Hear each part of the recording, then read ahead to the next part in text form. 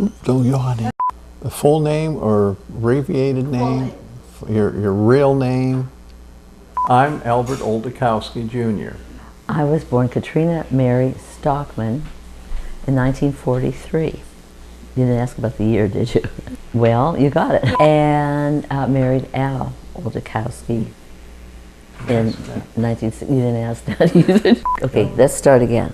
I did my part. You didn't use your middle name. Yeah. I was born and named Katrina Mary Stockman, and then I married.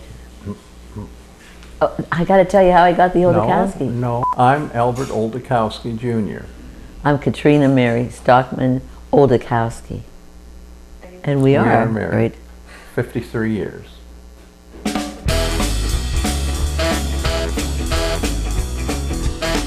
I was born in the year of 1942. I was born in the year of 1943. Before I was born, my parents got married right out of high school because World War II had started. And my dad went off to the Navy, and I was born in 1942. And he didn't see me from 1943 until the war ended in 1945. My mother, before she married my father, was probably working in a five and dime store. My father was a door-to-door salesman. He was one of the best. He could sell anybody anything. He was a fast talker, and people didn't know what he was saying, and they bought it, but they loved him. I am the daughter of a mother who didn't work, but mother of daughters who do. So that was a big thing for a mother to go to work. My childhood was very good, very nice. In fact, throughout my whole childhood, I don't think I was indoors more than an hour a day. And if we were indoors, usually, a lot of the parents would kick us out and say, go on outside and play. My childhood was exciting and colorful. A lot of the things I did, I continue to do today, and that is to play. I had a very good relationship with my parents. Every weekend in the summer, we would go to church on a Sunday and go to the beach for the rest of the day. We had a lot of picnics with our families. My relationship with my parents, I involved them in a lot of things. If I was in a play, supported me, went to the shows, over my lines with me. Always bringing home animals, stray animals, cats, dogs. My mother never knew what I was going to bring in the front door or who or what. And I was a challenge as a child. Now, we didn't get a television until I was like 9 or 10 years old.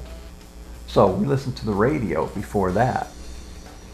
And then when we got a television, the TV stations were only on for like maybe 4, 5, 6 hours a day. It wasn't on all day long.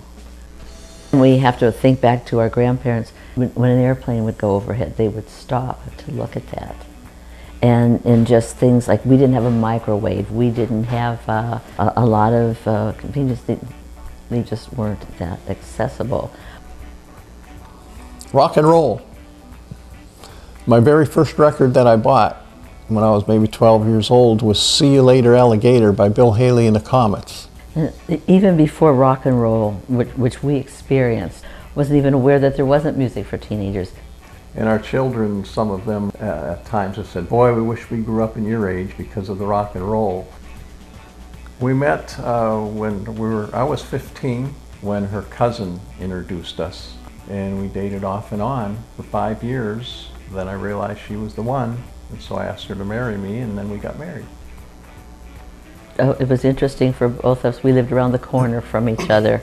So we came from the same neighborhood. But it wasn't until we were teenagers that we met.